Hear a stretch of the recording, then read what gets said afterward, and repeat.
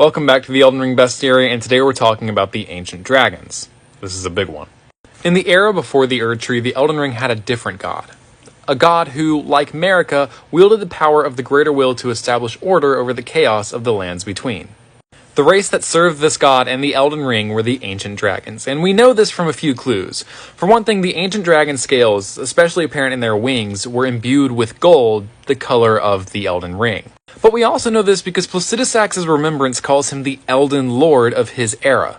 And perhaps the most important clue is the Elden Ring image visible in Malekith's arena, a far more complex version of the Elden Ring than the one found in-game, probably because it is much older.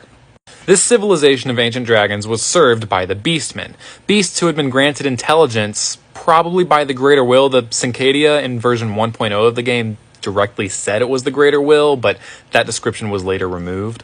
The Beastmen also developed 5 fingers on their hands, a sign of their intelligence and civilization, and they constructed a culture which worshipped and protected the ancient dragons. For unknown reasons, however, the ancient dragon's god disappeared. Maybe it died, maybe it was killed by the Nox, or maybe it was just time for it to go.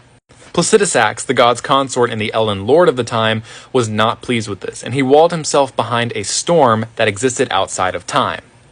The remaining ancient dragons and the Beastmen built the floating city of Farum Azula around this storm. But now Farum Azula is basically all that's left of the ancient dragon civilization. And with both of their leaders MIA, the ancient dragons did not fare well in this new world at all. For one thing, the dragons began to devolve, starting with Grail, the mother of dragons. Grail and her descendants do not have stone scales like the ancient dragons did. Instead, they have feathers and more crucible-y aspects. The new generation of dragons are still somewhat intelligent, as shown by Adula, who signed an oath to Ranni, but they don't seem to have the intellect or the culture of their ancient dragon predecessors. On top of this, a new power was on the rise which dominated the lands between, the Golden Order led by Queen Marika. For whatever reason, the ancient dragons were not pleased with the Golden Order, and so, led by Grandsax, the largest creature in the game, the ancient dragons led an assault on the city of Landel. The War of the Ancient Dragons was bitter, but it actually ended amicably when Godwyn the Golden defeated and saved Fortisax. The two became close friends, and together with Fortisax's sister Lanciax, they established the Ancient Dragon Cult.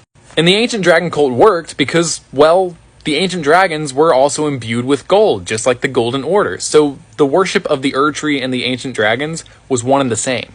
Unfortunately, Godwyn would die and be inflicted with Deathblight, and Fortisax would attempt to save him, but would also be inflicted with Deathblight. On top of that, Farum Azula is crumbling and Placidusax is almost dead.